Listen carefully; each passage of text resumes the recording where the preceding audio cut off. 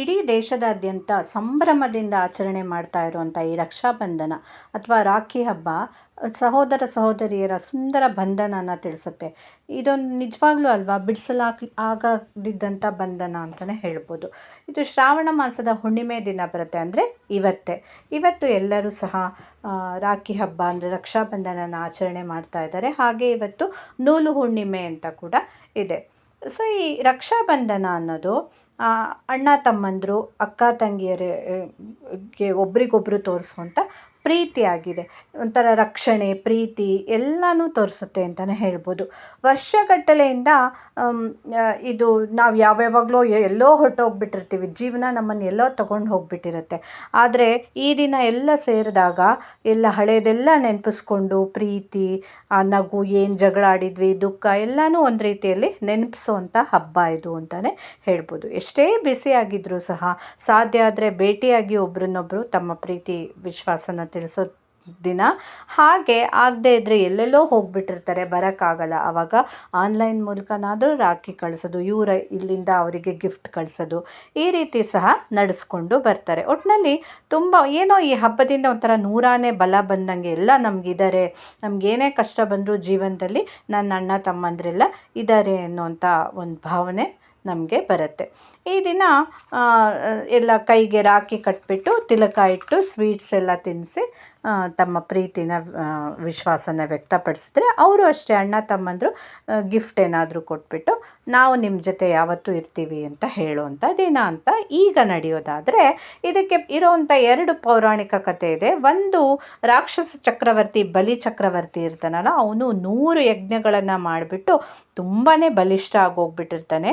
ದೇವತೆಗಳಿಗೆಲ್ಲ ಹೆದರಿಕೆ ಆಗಿಬಿಡುತ್ತೆ, ಏನಪ್ಪ ಇವನು ನಮಗಿಂತ ಅವನೇ ಗ್ರೇಟ್ ಆಗಿಬಿಡ್ತಾನೆ, ಸ್ವರ್ಗಕ್ಕೂ ಅವನೇ ಅಧಿಪತಿ ಆಗಿಬಿಡ್ತಾನೇನೋ ಅನ್ನೋ ಭಯ ಆಗಿಬಿಟ್ಟು ಅವರೆಲ್ಲ ಏನು ಮಾಡ್ತಾರೆ, ವಿಷ್ಣು ಹತ್ರ ಹೋಗ್ಬಿಟ್ಟು ಏನಾದರೂ ಮಾಡಿ ಕಾಪಾಡು ಅಂತ ಕೇಳ್ಕೊಂಡಾಗ ವಿಷ್ಣು ಬಲಿ ಚಕ್ರವರ್ತಿ ಹತ್ರ ಹೋಗ್ಬಿಟ್ಟು ಅವ್ರ ಎದುರಿಗೆ ವಾಮನ ಅವತಾರದಲ್ಲಿ ಹೋಗಿ ನಿಂತ್ಕೊಳ್ತಾರೆ.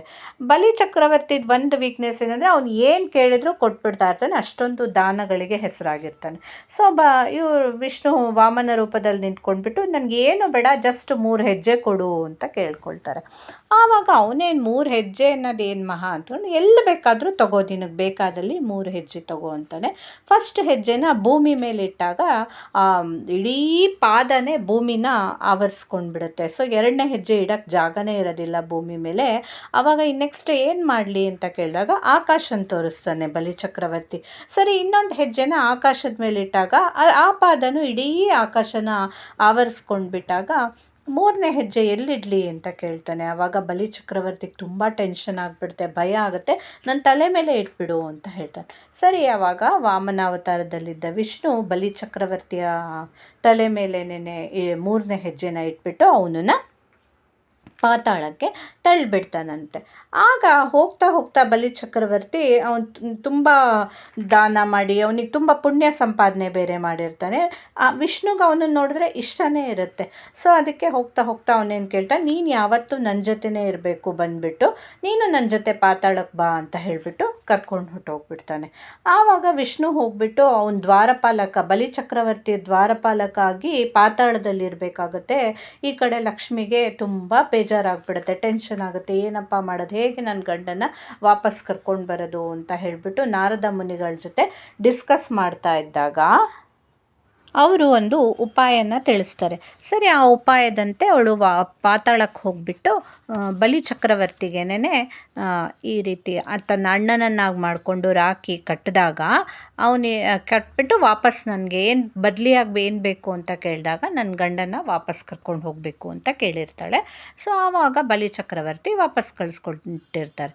ಅದು ಇದೇ ಶ್ರಾವಣ ಮಾಸದ ಹುಣ್ಣಿಮೆ ದಿನವೇ ಆಗಿರುತ್ತೆ. ಅದಕ್ಕೋಸ್ಕರ ಆ ನೆನಪಿಗಾಗಿ ಈ ರಕ್ಷಾಬಂಧನ ಮುಂದೆ ಬಂತು ಅಂತ ಹೇಳ್ತಾರೆ. ಇನ್ನೊಂದಂತೂ ಇನ್ನೂ ತುಂಬ ಚೆನ್ನಾಗಿದೆ. ಈ ಮಹಾಭಾರತದ ಯುದ್ಧ ಟೈಮಿನ ಕತೆ.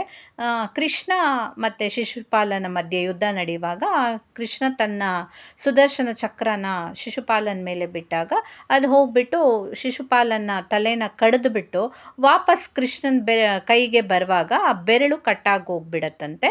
ಆವಾಗ ತುಂಬ ರಕ್ತ ಬರ್ತಾ ಇರುತ್ತೆ. ಅಲ್ಲೇ ಪಕ್ಕದಲ್ಲಿದ್ದಂಥ ದ್ರೌಪದಿ ಏನು ಯೋಚಿಸದೆ ತನ್ನ ಸೀರೆನ ಹರಿದುಬಿಟ್ಟು ಕೃಷ್ಣನ ಬೆರಳಿಗೆ ಗಾಯಕ್ಕೆ ಕಟ್ಟಿರ್ತಾಳೆ. ಆವಾಗ ಕೃಷ್ಣಂಗೆ ತುಂಬ ಖುಷಿ ಆಗಿಬಿಟ್ಟು ಅವಳನ್ನು ಅವತ್ತಿನಿಂದ ತನ್ನ ತಂಗಿಯನ್ನಾಗಿ ಸ್ವೀಕರಿಸಿ ಅವಳಿಗೇನು ಕಷ್ಟ ಬಂದರೂ ನಾನಿರ್ತೀನಿ ಅಂತ ಹೇಳಿಬಿಟ್ಟು ಅವಳಿಗೆ ಭಾಷೆ ಕೊಟ್ಟಿರ್ತಾನೆ. ಹಾಗಾಗಿಯೇ ಏನೇ ತೊಂದರೆ ಬಂದ್ರೂ ಕೃಷ್ಣಂಗೆ ದ್ರೌಪದಿ ಅಣ್ಣನಾಗಿ ಯಾವತ್ತೂ ಇದ್ದೇ ಇರ್ತಾನೆ ಅನ್ನೋದು ಇವೆರಡು ಪೌರಾಣಿಕ ಕಥೆಗಳು.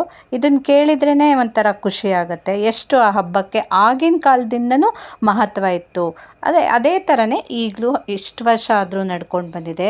ಯಾರಿಗೆ ಏನೇ ಸಂಬಂಧಗಳು ಬರ್ಬೋದು, ಎಷ್ಟೇ ಇದಿರ್ಬೋದು, ಅಣ್ಣ ತಂಗಿ ಅಥವಾ ಅಕ್ಕ ತಮ್ಮ ಆ ಥರ ಸಂಬಂಧಗಳೇ ಒಂಥರ ಯಾವ ಥರದಲ್ಲಿ ಎಷ್ಟು ದುಡ್ಡು ಕೊಟ್ಟರು ಏನೇ ಮಾಡಿದರೂ ತಗೊಳಕ್ಕಾಗ್ದಿದ್ದಂಥ, ಬೆಲೆ ಕಟ್ಟಲಿಕ್ಕೆ ಆಗದಿದ್ದಂಥ ಸಂಬಂಧವಾಗಿ ಇವತ್ತಿಗೂ ಉಳ್ಕೊಂಡೇ ಇರುತ್ತೆ. ಎಷ್ಟೇ ಮನೆಯಲ್ಲಿ ಇಬ್ಬರು ಒಟ್ಟಿಗೆ ಇದ್ದಾಗ ಜಗಳ ಆಡ್ಬೋದು, ಏನೋ ಮಾಡ್ಬೋದು, ಆದರೆ ಅವ್ರಿಗೆ ಒಬ್ರನ್ನೊಬ್ರಂತೂ ಬಿಟ್ಕೊಡ್ತಾ ಇರೋದಿಲ್ಲ. ತುಂಬಾ ಇಬ್ಬರಲ್ಲೂ ಒಂದು ಬಾಂಡಿಂಗ್ ಅನ್ನೋದು ಇದ್ದೇ ಇರುತ್ತೆ. ಸೊ ಈ ರಕ್ಷಾಬಂಧನ ಅನ್ನೋದು ಅಷ್ಟು ಶ್ರೇಷ್ಠವಾದ ಒಂದು ಹಬ್ಬ ಅಂತಲೇ ಅಂದ್ಕೊಳ್ಬೋದು. ಸೊ ಎಲ್ಲರಿಗೂ ರಕ್ಷಾಬಂಧನದ ಹಾರ್ದಿಕ ಶುಭಾಶಯಗಳು. ಎಲ್ಲರಿಗೂ ಒಳ್ಳೆಯದಾಗಲಿ. Thank you.